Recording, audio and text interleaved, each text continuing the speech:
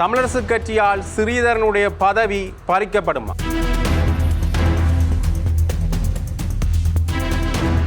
தமிழரசுக் கட்சிக்குள் தொடர்ந்தும் நடப்பது என்ன?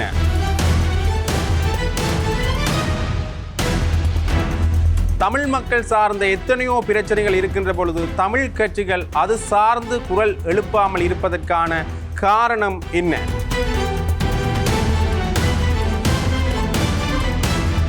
தொடர்ந்தும் தமிழரசுக் கட்சியாலும் ஏனைய கட்சிகளாலும் தமிழ் மக்கள் நிர்கதியாக்கப்படுகின்றார்களா?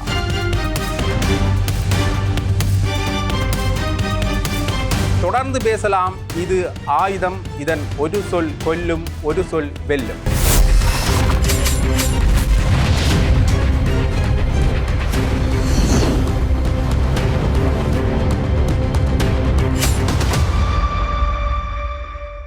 அண்மையில் தமிழரசுக் கட்சியினுடைய அரசியலமைப்பு குழு கூட்டம் திருகோணமலையில் நடைபெற்றிருந்தது. திருகோணமலையில் இந்த குழு கூட்டம் நடைபெற்றதின் பிரதான நோக்கமாக பார்க்கப்படுவது என்னென்னா, ஏற்கனவே அரசியலமைப்பு பேரவையிலிருந்து பாராளுமன்ற உறுப்பினர் ஸ்ரீதரன் அவர்கள் விலக வேண்டும் என்று தமிழரசுக் கட்சி சார்ந்து குரல் எழுப்பப்பட்டிருந்தது. குறிப்பாக பொதுச் செயலாளர் சுமந்திரன் அவர்கள் இந்த விடயம் தொடர்பாக பேசியிருந்தார். ஆகவே இவர் இந்த விடயம் தொடர்பாக பேசுகின்ற பொழுது இது தொடர்ந்து பொதுவெளியில் இது பார்க்கப்படுகின்ற பொழுது எப்படி பார்க்கப்பட்டது என்றால், அரசியலமைப்பு பேரவை என்பது ஒரு சுயாதீன நிறுவனம். ஆகவே அந்த சுயாதீன நிறுவனத்தில் இயங்குகின்றவர்கள் ஒரு கட்சி அடிப்படையில் இயக்கப்படுதல் என்பது மிக தவறானது. ஆகவே கட்சி சொல்கின்றது என்பதற்காக ஸ்ரீதரன் அரசியலமைப்பு பேரவையிலிருந்து விலக வேண்டிய எந்த ஒரு அவசியமும் கிடையாது என்கின்ற விமர்சனம் சுமந்திரனுடைய கருத்துக்கு வைக்கப்பட்டிருந்தது. இதில் ஸ்ரீதரன் மேலே வைக்கப்பட்ட குற்றச்சாட்டு என்னென்று ஏற்கனவே உங்களுக்கு எல்லாருக்குமே தெரியும். இந்த இராணுவ மயமாக்கல் என்கின்ற ஒரு விடயத்தை அரசாங்கம் கொண்டு வருகின்ற பொழுது, அதாவது இந்த முடிவெடுக்கின்ற சில விடயங்களில் அரசியலமைப்பு பேரவை இருக்கிற காரணத்தினால அரசாங்கம் கொண்டு வருகின்ற சில செயல் திட்டங்களுக்கு இந்த விடயத்தில் இராணுவத்தை பல முக்கிய பதவிகளில் அரசாங்கம் நியமிக்கின்ற பொழுது அந்த முடிவுகளுக்கு ஸ்ரீதரன் அவர்கள் ஆதரவாக வாக்களித்திருந்தார் என்கின்ற விடயம் பேசப்பட்டிருந்தது. ஆகவே இராணுவ மயமாக்கல் என்கின்ற ஒரு செயல் திட்டத்துக்கு ஸ்ரீதரன் ஆதரவு தெரிவிக்கின்றார் என்கின்ற வகையில் தான் ஸ்ரீதரன் மேலே ஒரு குற்றச்சாட்டு ஒன்று முன்வைக்கப்பட்டிருந்தது.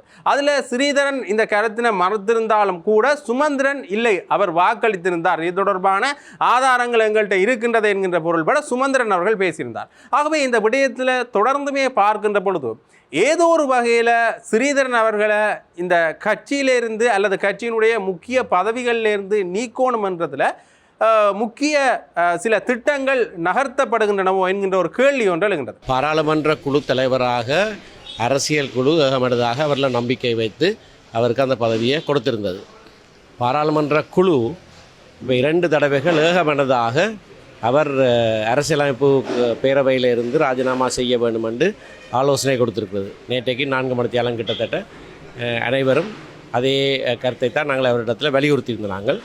ஆகவே நாங்கள் எந்த கட்சியுடைய எந்த குழு, எந்த உயர்குழு அவருக்கு அந்த பதவியை வழங்கினதோ அந்த உயர்குழுவோட ஆலோசனையையும் வற்புறுத்தலையும் அவர் செவிமடுக்கவில்லை என்றால் அந்த பதவி அவரிடத்திலிருந்து எடுக்கப்படும் என்று தீர்மானிச்சிருக்கோம். சரி, இந்த விடயம் இப்படி இருக்க இந்த அரசியல் குழு கூட்டத்தில் எடுக்கப்படுவதுதான் இறுதியான முடிவா என்கின்ற இன்னொரு கேள்வி ஒன்று எழுகின்றது.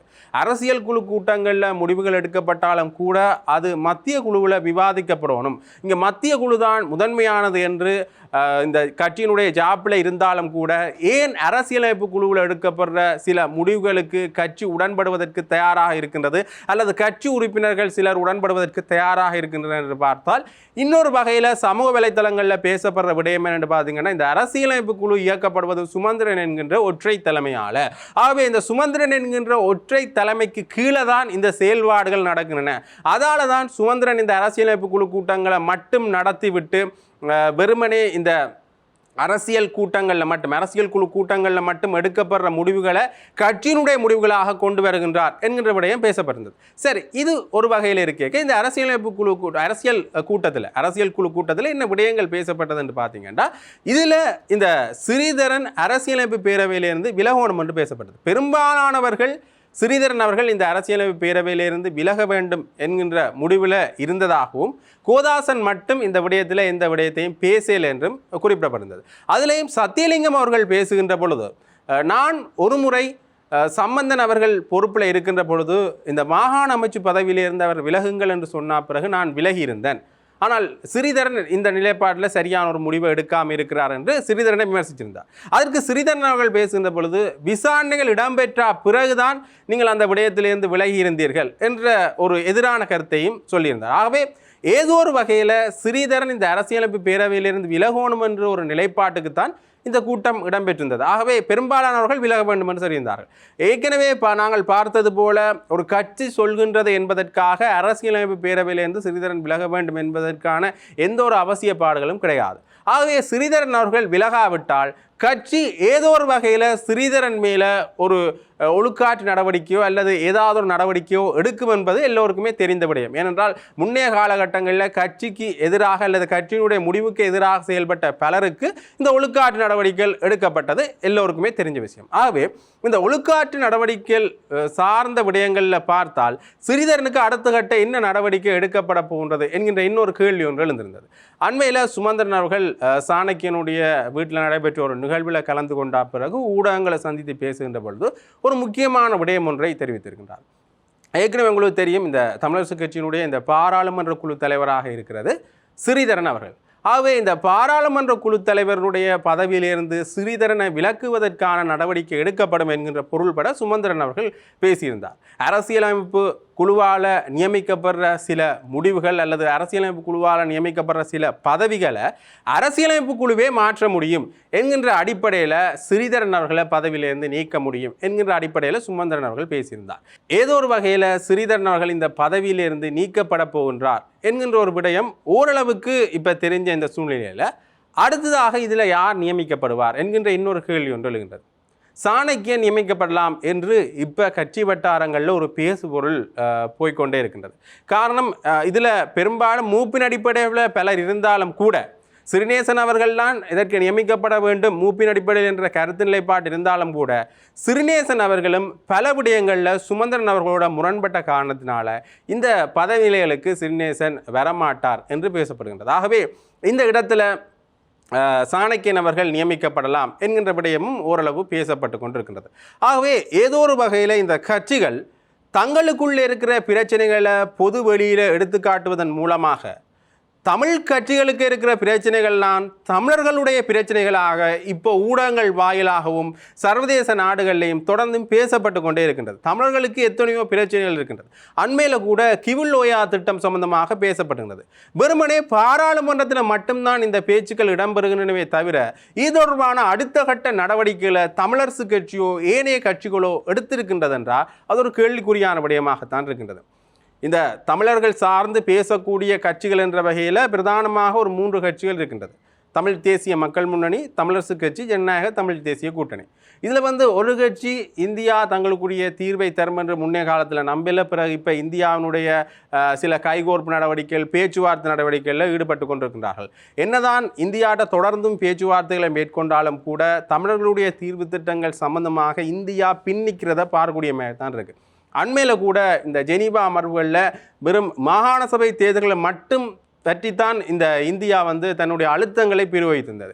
ஏனைய பிரச்சனைகள் தொடர்பாக ஏதோ ஒரு வகையில் கிடப்பில் போடப்பட்டதோ என்கின்ற இன்னொரு கேள்வி ஒன்று எழுகின்றது. சரி, இது இவ்வாறு கேட்க ஒரு கட்சி இந்தியா சார்ந்து பயணிக்கின்ற அல்லது நாடுகான் பயணங்களை மேற்கொள்வது போன்று ஒவ்வொரு நாடுகள் சார்ந்து தங்களுடைய நிலைப்பாடுகளை வெளிப்படுத்தி கொண்டிருக்கு. இன்னொரு கட்சி எந்த கட்சியோடு சேருவது அல்லது எந்த கட்சியோடு இணைந்து பயணிக்கிறது என்கின்ற ஒரு குழப்ப நிலையில் இருக்கிறத காணக்கூடிய மாதிரி இருக்குது. முன்னைய காலகட்டங்களில் தமிழ் தேசிய மக்கள் முன்னணியோடு சேர்ந்து பயணித்த ஜனநாயக தமிழ் தேசிய கூட்டணி இப்போ தமிழரசு கட்சியின் பால் தங்களுடைய நகர்வுகளை காட்டுறதை காணக்கூடிய மாதிரி இருக்குது. ஏற்கனவே அவர்கள் தங்களுடைய கொள்கை அடிப்படையிலேயோ அல்லது எந்த கட்சியோடு இணைந்து பயணிக்க போன்றோம் என்கின்ற ஒரு அடிப்படையிலேயோ சரியான முடிவை எடுக்கலையோ என்கின்ற ஒரு விமர்சனம் அந்த கட்சி மேலே இப்போ முன்வைக்கப்படுறதை காணக்கூடிய மாதிரி இருக்குது. இன்னொரு கட்சியை பார்த்தா இன்னொரு கட்சியில் இருக்கிற மிக பிரதானமான 2 நபர்களுடைய முரண்பாடுகள் கட்சிக்குள்ள ஒற்றுமையின்மையை ஏற்படுத்தி மக்கள் சார்ந்து சிந்திக்கின்ற ஒரு நிலைப்பாட்டை குறைத்து கொண்டிருக்கின்றதோ என்கின்ற ஒரு கேள்வி ஒன்று எழத்தான் செய்கின்றது. ஏன்னு பார்த்தீங்கன்னா அண்மையில் ஸ்ரீதரன் அவர்கள் பாராளுமன்றத்தில் பேசுகின்ற பொழுது கூட தன்னுடைய சில பிரச்சனைகளை அங்கே முன்வச்சிட்டு அதில் ஒரு சில விடயங்களில் மட்டும் இந்த கிவில் லோயா திட்டம் சம்பந்தமாக பேசுகின்றார். ஒரு சில பாராளுமன்ற உறுப்பினர்கள் தான் இந்த கிவுலோயா திட்டம் சம்பந்தமான விடயங்களை முன்னிறுத்தி பேசுகின்றார்கள். இது வெறுமனே பாராளுமன்றத்தில் பேசிவிட்டு நகர்ந்து செல்கின்ற ஒரு விடயமாகத்தான் இருக்கிறது. மகாவலி எல் திட்டம் எந்த அளவுக்கான ஆக்கிரமிப்புகளை தமிழர் பிரதேசங்களில் செய்ததுன்றது எல்லாருக்குமே தெரிஞ்ச விஷயம்.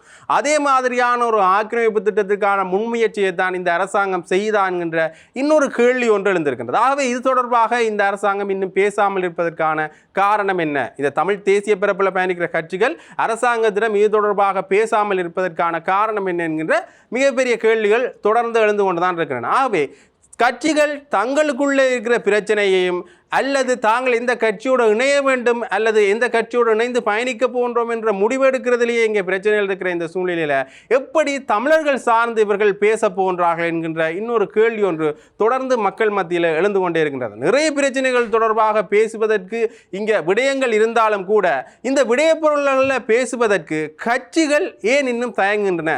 தங்களுடைய சொந்த பிரச்சனைகளை மிக பெரிய அளவில் பேசுகின்ற பொழுது இதுதான் தமிழ் மக்களுடைய பிரச்சனைகள் என்று தொடர்ந்தும் எடுத்து காட்டப்பட்டு கொண்டே இருக்கின்றது. ஆகவே தமிழ் கட்சிகள் ஒரு பாதையில் ஒன்றிணையுமா என்கின்ற கேள்வி மக்கள் மத்தியில் தொடர்ந்து இருந்து கொண்டிருக்கின்ற இந்த சூழ்நிலையில் ஏற்கனவே இருக்கின்ற கட்சிகள் பிளவடையாமல் இருக்குமா என்கின்ற கேள்விதான் இப்போ மக்கள் மத்தியில் இருக்கிற ஒரு மிகப்பெரிய கேள்வியாக அமைந்திருக்கின்றது.